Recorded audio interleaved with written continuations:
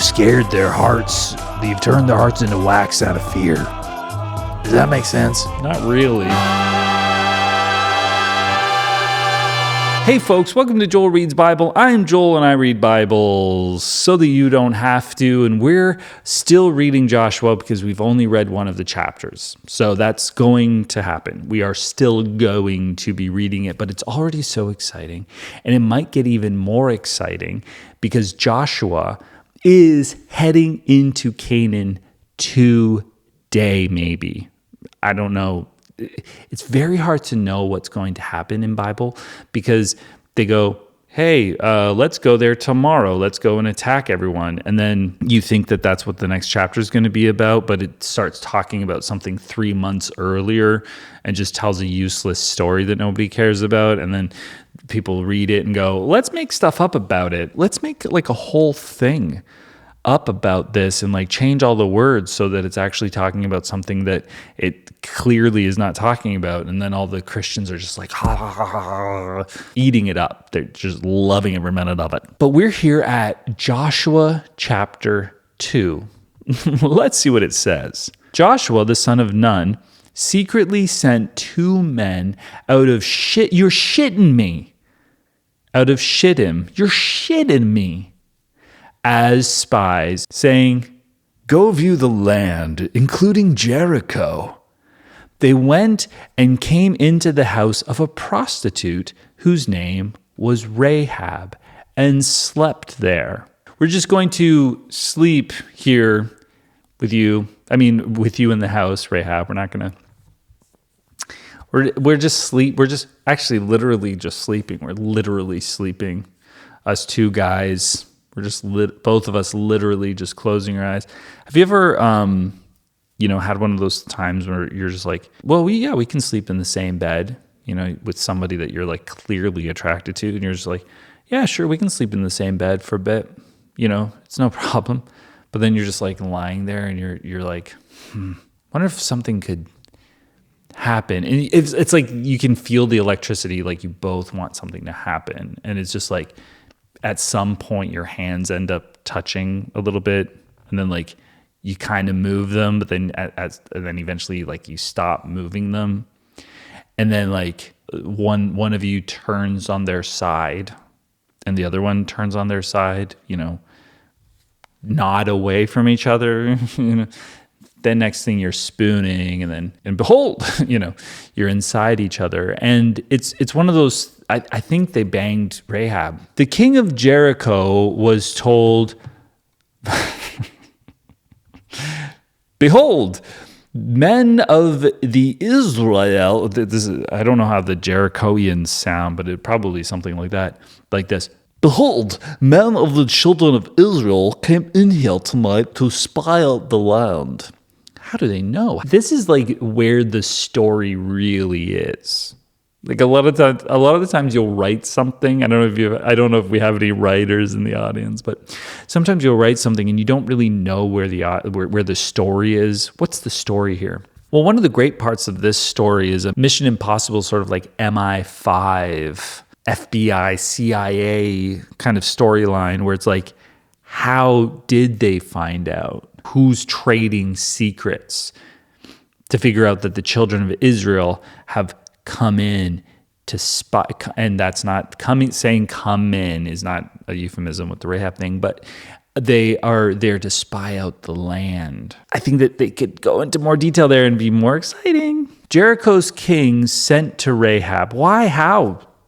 How did he send to Rahab so quickly? Like, this isn't how anyone believes this story.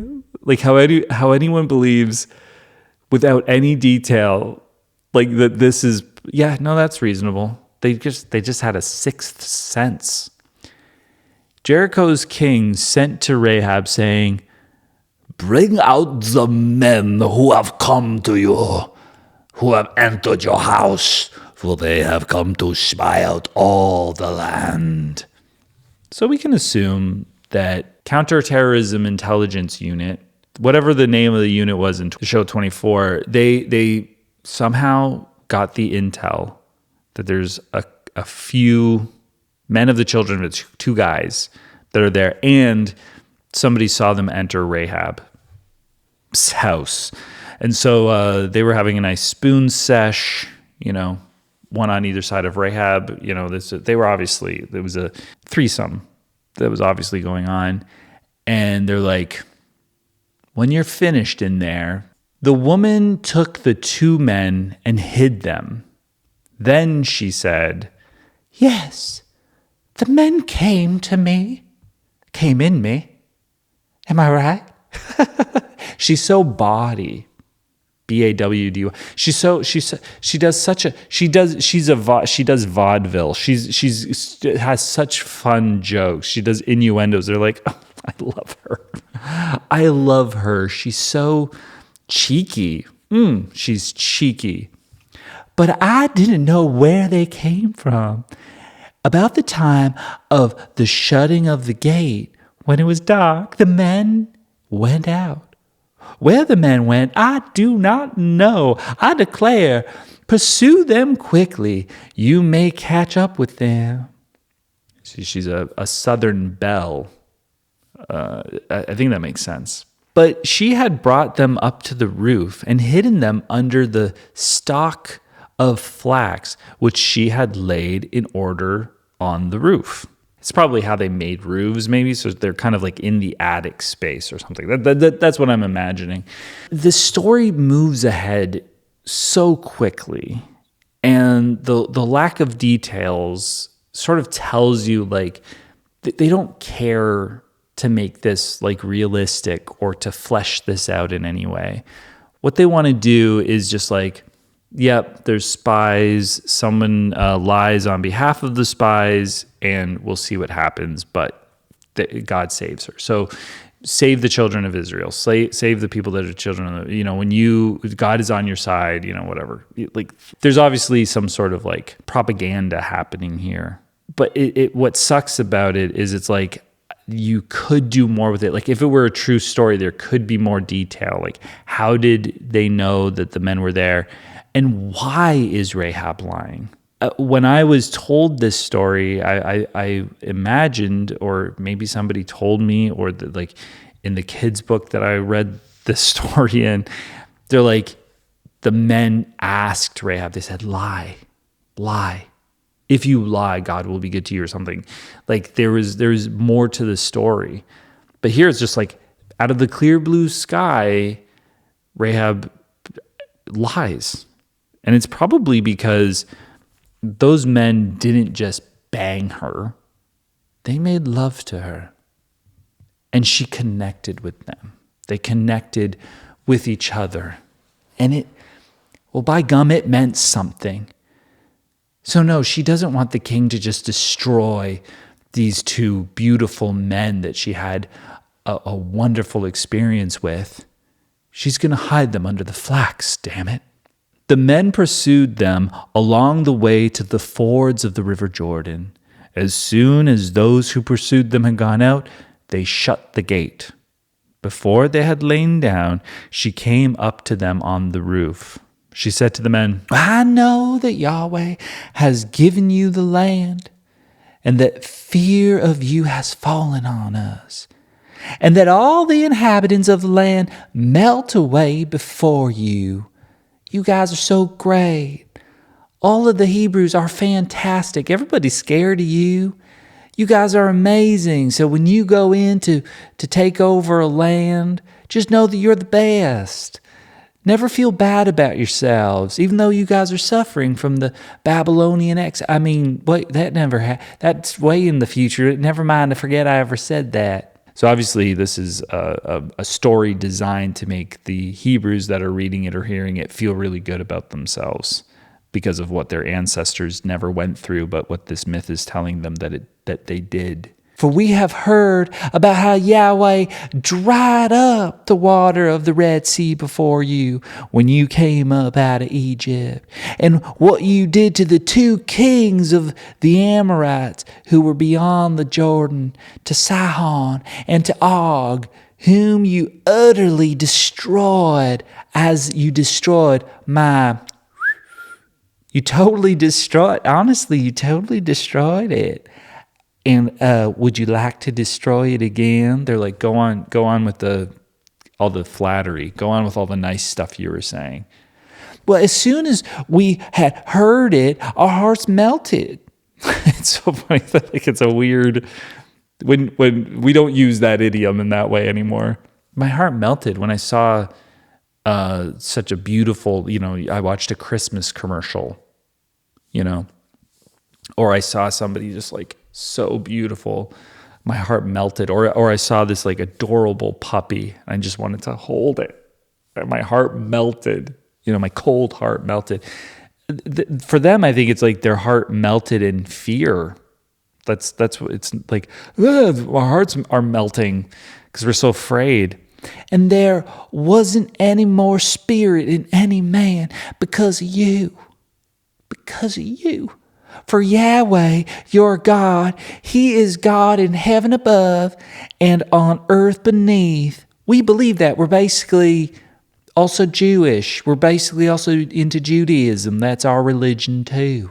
We have a full-on belief, but we're still, for some reason, pagans or something. But we do believe that your God is the best God. That's why we're afraid, because we believe in that God. This is why Christians are like, God exists. You're just denying Him, because they think people will actually believe in Yahweh and the things He's done, and then be like, but we're not going to bother following it.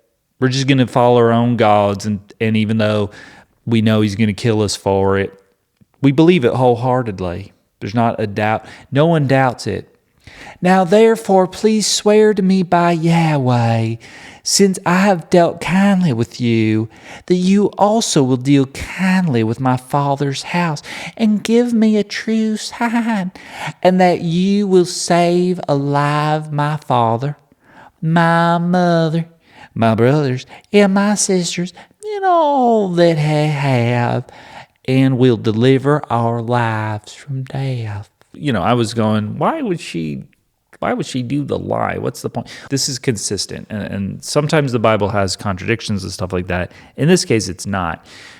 It says in previous chapters, previous books or whatever, the rumors of what these people do and the news of what the Hebrews are doing is going to move forward and cause terror in the hearts of everyone else. And so that's what Rahab is describing here.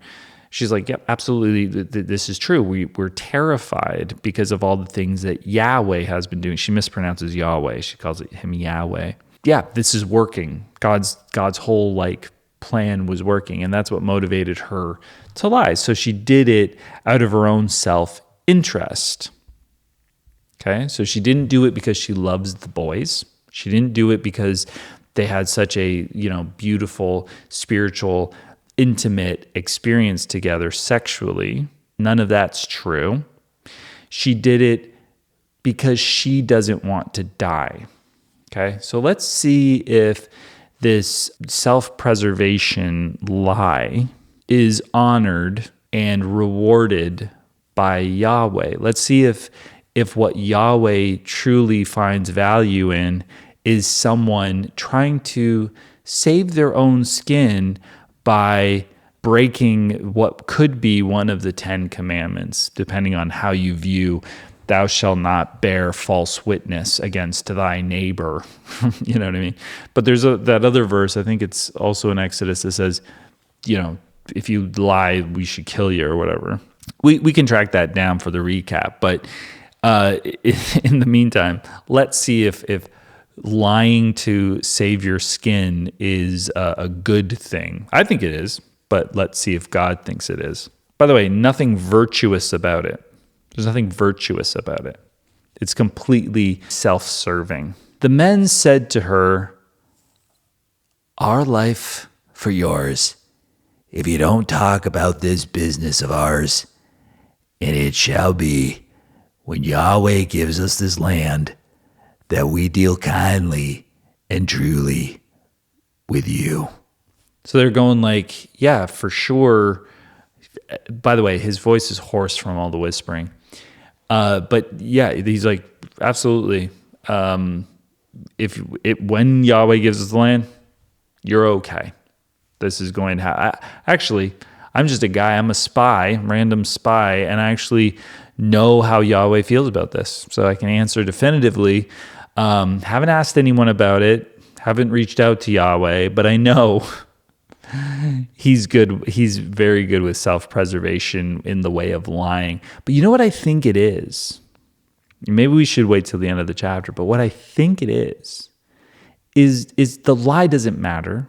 That's not really part of it. The self-preservation, that's not really part of it. That's not important here. Those two things, put them to one side, and we can complain. We can go, oh, this is a contradiction. You can't lie. Lying is bad, but she lied. She may be rewarded. We'll see what happens. But what it really is that Yahweh just wants people to be really, really scared of him.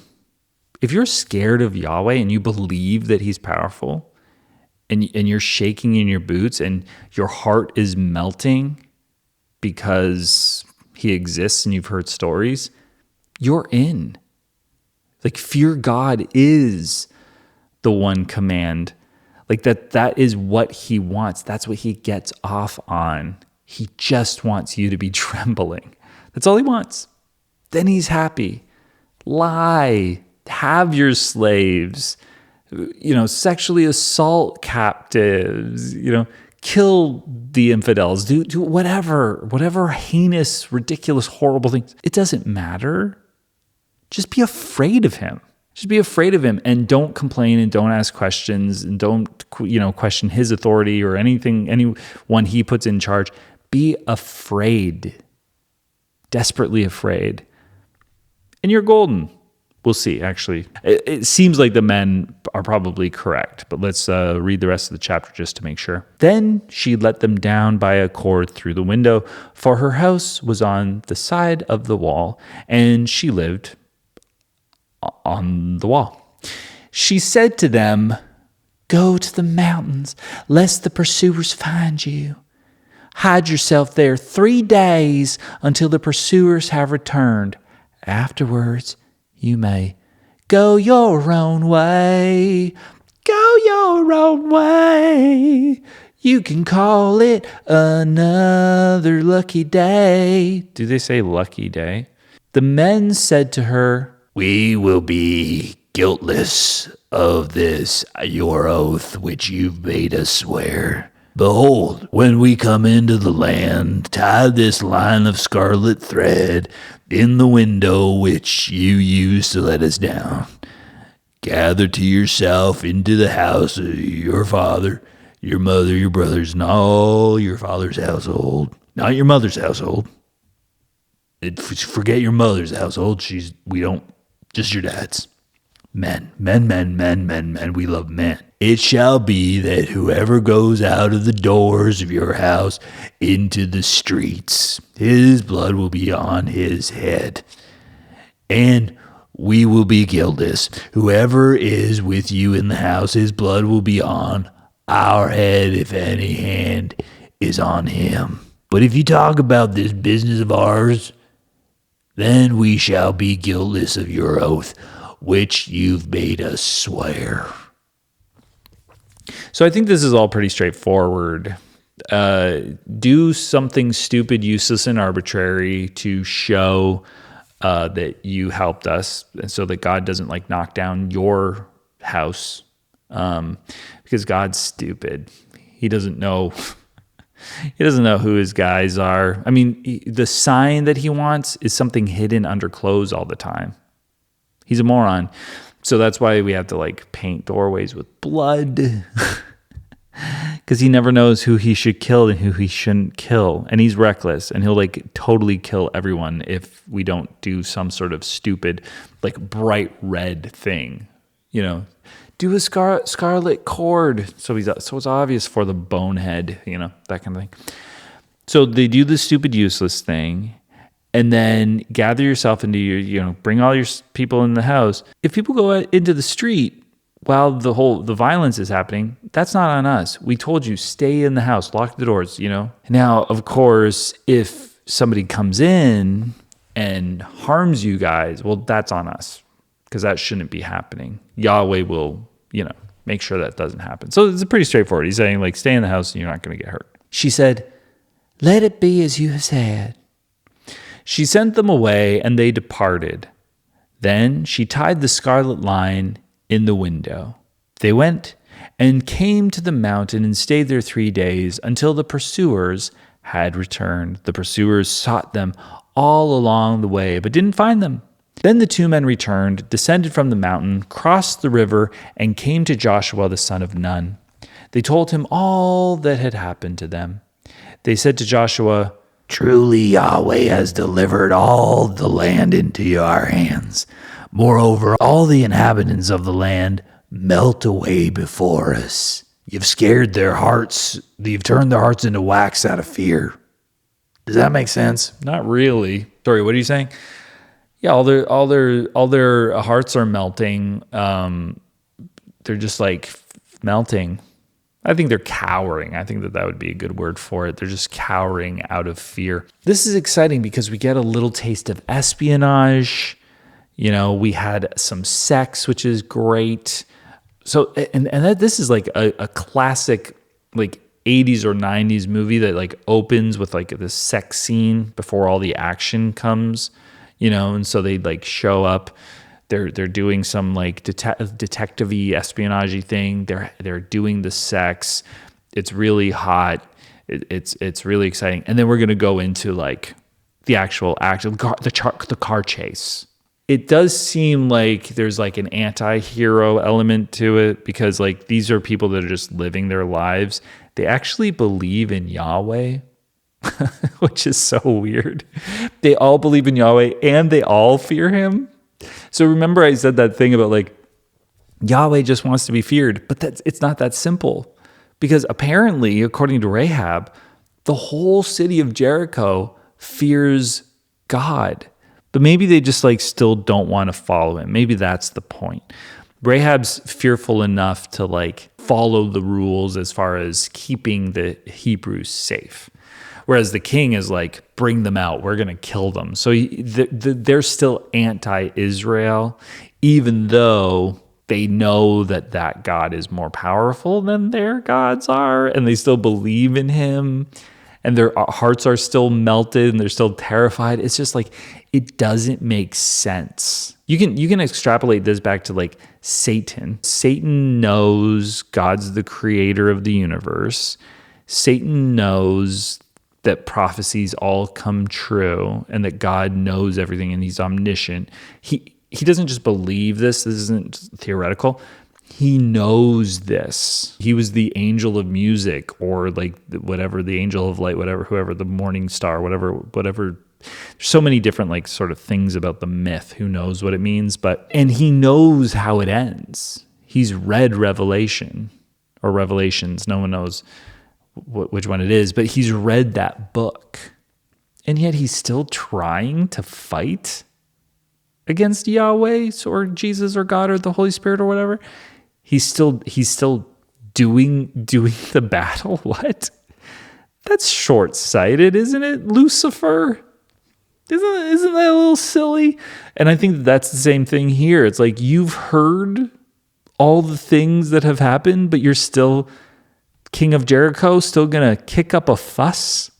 You're still going to try to win? What? Your heart's melted, you're terrified, you believe everything that you've heard, but you're still like, get the spies, kill them. Like, what? Be real. It doesn't really make a lot of sense, but the stories aren't supposed to make sense. They're just fun for kids. Except for the having sex with a prostitute part. I don't know if that's for children, but it is fun. Guys, thanks for joining me. We'll see you next time. Please subscribe, like this video, leave a comment, and bye.